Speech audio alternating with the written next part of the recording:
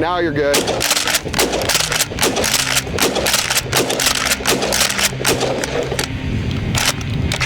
Woo!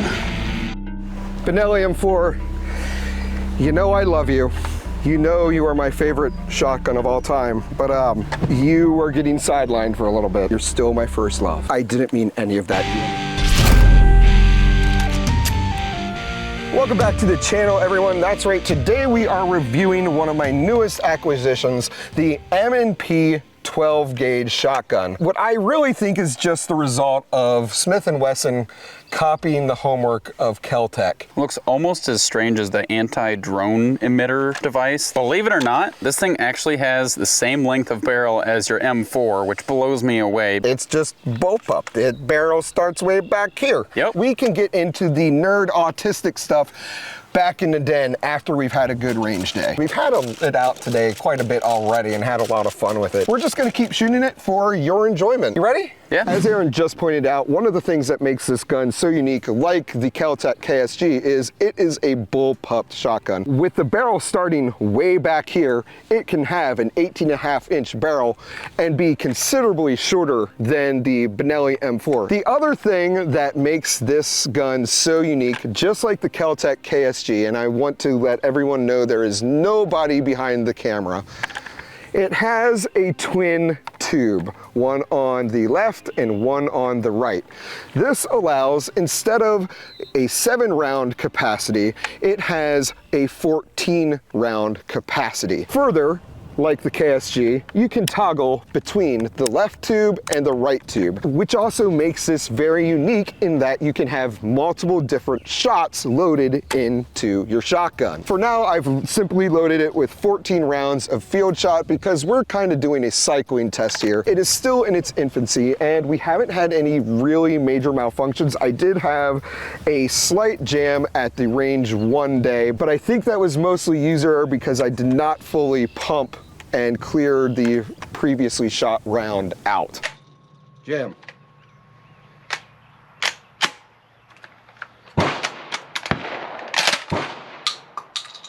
That was my own fault.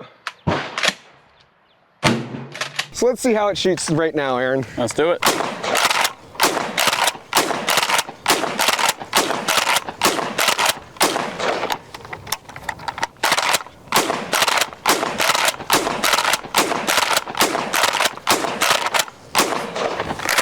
Now, as you saw, it ejects the shell casings out of the bottom, making this a truly ambidextrous gun. I really like this. I thought that it would be a little louder than it is, given that the splody bit is happening so much closer to your ear than on your typical shotgun, but it's really not bad. Aaron, when you were shooting this earlier, I know you didn't think it was too much louder, but how did you like the recoil? I'd say the recoil is pretty on par with other 12 gauge shotguns that I've fired.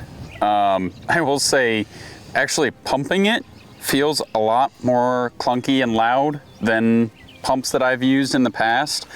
I don't know if it's just because there's so many plastic parts to it compared to typical pump that I use, but it's not awful. It's just, it pumps loud. The other thing that I've noticed about the M&P 12, thank you, reloading is not as simple as other firearms. You have to perfectly line up the shell, otherwise it's gonna get caught a little bit on the lip because there's 2 tubes you have to load. And there's no dividing wall between those. No dividing wall. So you push it in, then there's a, see, I can't even get, there we go. You push it in, you hold down a little lever here. You don't have to, but it does make it a little easier to get the rounds into the magazine. Just saves your fingers a little bit. Yep, yep, both in dexterity and getting pinched. I'm gonna lose one, there we go. It's still a pain in the butt. You're seeing I'm struggling here. Once you get the hang of it, and it goes a lot more quickly as you're seeing here, but then you get caught up like that, there we go, and it's like, my gosh, this thing is a pain in the ass. Seems like it just takes a little bit of dexterity, and are you saying I'm not dexterous? Huh? stand by. Sometime later. And then once you get 7 rounds in, you get to do it all over again on the other side. Obviously, I'm doing this without any support system. Like, why aren't you supporting me? I'm here for you. You're doing great! As you can tell, this is not a shotgun that you want to find yourself in a combat reload or tactical reload kind of situation. This is one that you want to have loaded, ready to go, stashed, and waiting for you. Yep. So 14 rounds with a shotgun should be enough in a home defense situation. Or almost any situation.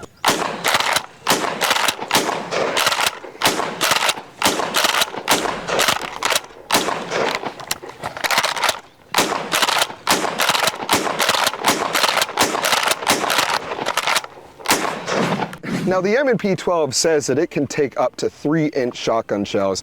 And I know that the Kel-Tec KSG, a lot of people have said that it will cycle shorties just fine. So I want to see if the M&P 12 will cycle shorties just fine. Now in theory, it shouldn't have any problems because it is a pump action. But my one concern is that the shorties will either get thrown back into the back of the buttstock here. More concerning, I wonder if when a round gets ejected onto the load gate, it might actually do a 180 and flip itself around. So we're gonna see how 20 rounds of shorty field shot go through this now. My optic shut off. There we go. It would help if I had the safety off. Oh, it's so cute.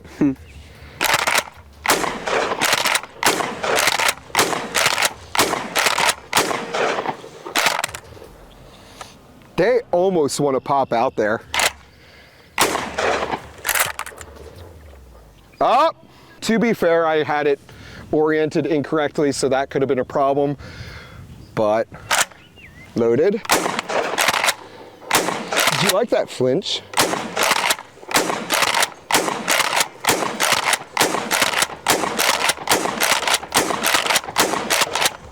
It seems to be doing well with shorties. I just realized how fast the sun's going down, dude. Do you want to take a few more shots with this? If we have any. Yeah, we do. We have that buckshot. See, it gets caught. It seems like there's a lot of weird lips in here that you have to make sure that you don't hit, or else it's not gonna go in properly.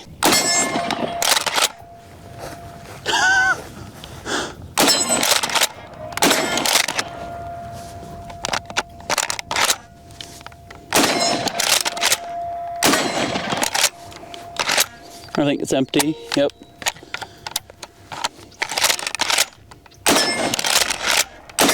Love the muzzle flap. That's some dust coming off of that thing.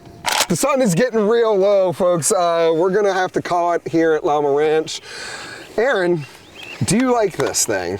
I do. Yeah, self-defense, it's great, it's compact, it's a lot easier to clear room with that, I would say, or clear around corners than with a Benelli M4. Oh, for sure. Or any other standard combat shotgun. I really think this is strictly a fun gun and a self-defense, home defense weapon. Yeah. Let's continue this back at the den. Aaron, we got to get you on the road. Thank you for joining me at Llama Ranch again. Yeah. All right, there are a few things that I wanted to go over on the M&P 12 that we didn't really touch on out at Llama Ranch. I'll start out with the features that we really didn't cover, and then I'll move into a couple of the things that I don't like and final conclusions. And if you haven't caught on yet, there are chapters in these videos because a lot of people like to skip around within a video just for a specific thing they're looking for. You don't have to watch the whole thing. I make it really easy for you to navigate. Not gonna hurt my feelings. First off, the barrel. I know at the ranch we were comparing it to the 18.5-inch barrel of my Benelli M4.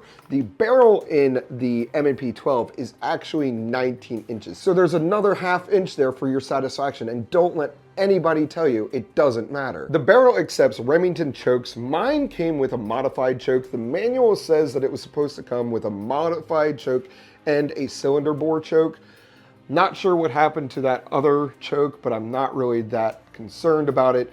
I did wind up buying an improved cylinder choke. The improved cylinder choke is ideal for shooting buckshot as well as slugs, which as a defense shotgun is primarily what I will be shooting. On top of the barrel, you see you have a good length of Picatinny rail. I have mounted an Outtakes 512. Aside from the obvious utility, it just looks great in my opinion. You'll also notice that there is some M-LOK real estate in case you wanted to mount some M-LOK compatible accessory on the shotgun. The M&P 12 comes with a built-in foregrip. This goes for the pistol grip as well, but Aaron and I really do like the texturing on the foregrip. It's not overly stylized, it's not obnoxious in its texturing, but it is very grippy, both in the bare hand and when wearing gloves. Moving back towards the trigger, you have the release for the pump. To rack your initial shell, you would push down on the lever with your forefinger. You can then rack the slide back and then back, and you are ready to go. This is also how you would clear the chamber if you were just unloading the gun.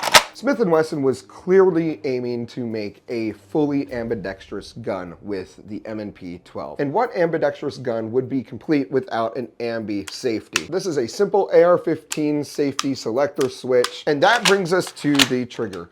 Anybody that is familiar with bullpups will tell you that bullpups are notorious for having less precise feeling, less than stellar triggers. The M&P 12 is no exception. So let's take it off safe here and dry fire. As you can see, there's a bit of take up, then it's a very definitive wall, and then pull, pull, pull.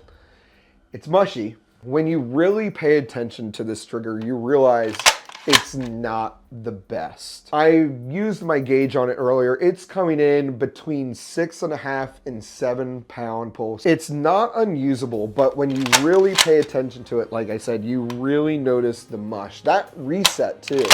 But because this is on a pump shotgun, I am not really concerned with that trigger pull. As far as the pistol grip, it is an AR-15 compatible pistol grip. You could swap this out if you want.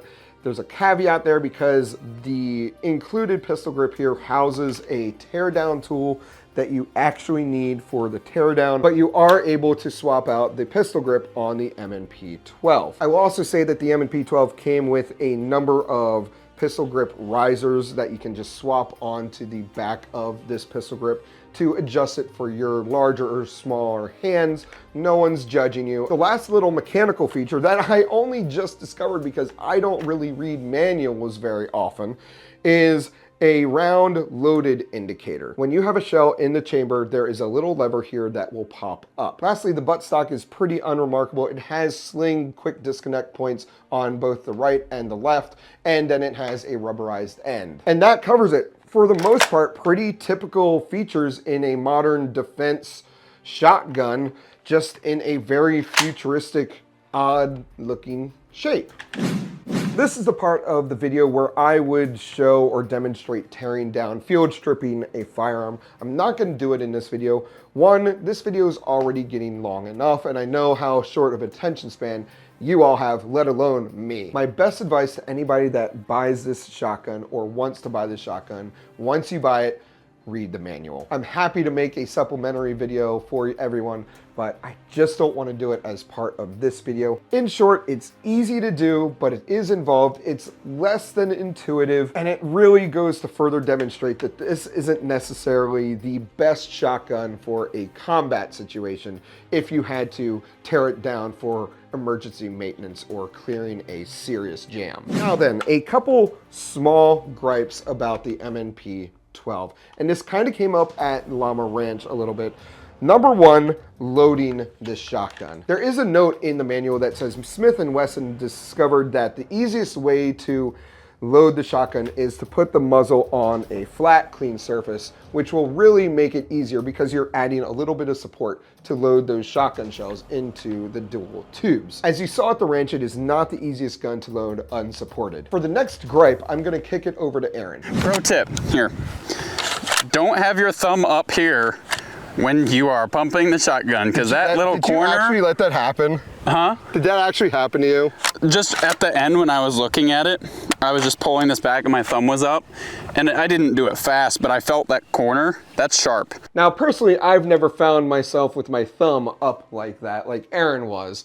But it is something to note. Maybe in a version 2 of this or an updated model, they could round out that edge to be a little less pointed. Lastly, I experienced something with this gun that I've started experiencing with a number of the new firearms I've gotten on the channel. After taking this to the range for the very first time, I shot less than 100 shells. I was missing 2 screws. These 2 screws here that hold the plastic portion of the pump onto a bracket behind this shroud. Now, to be fair, I contacted Smith & Wesson and no questions asked, they sent me replacement screws and a few extras, as well as gave me the thread pattern for those screws at my request, just in case this happened down the road and I needed some before they could get me the replacement screws. That's very good customer service, and I appreciate how expedient they were in resolving my issue. Now, maybe I got really unlucky, but if it happens to me, I have to assume it's happened to at least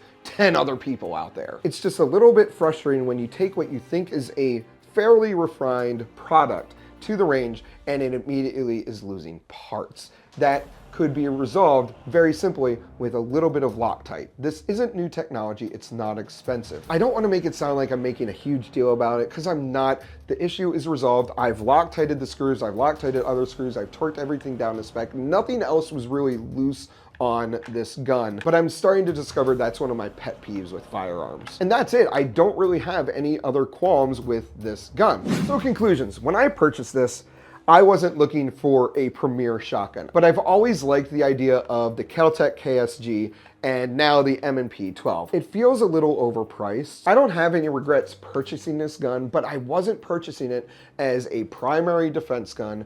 I wasn't purchasing it as part of my combat shotgun collection. I was purchasing it because I've always really liked the look of the KSG and the M&P 12. Let me know down in the comments what you think of the M&P 12. Do you think it's a nice design? Do you think it's an improvement over the Kel-Tec KSG? Do you think Smith & Wesson is just getting lazy and starting to copy other companies? But I still really do like this gun. That's gonna do it for this video, everybody. I hope you enjoyed it. If you did, please consider hitting the like button, subscribing to the Phantom Llamas Den. Go check us out on X, Instagram, phantomllamasden.com. Follow us on Twitch, where we game most Friday nights. As always, don't take life too seriously and make it a great day.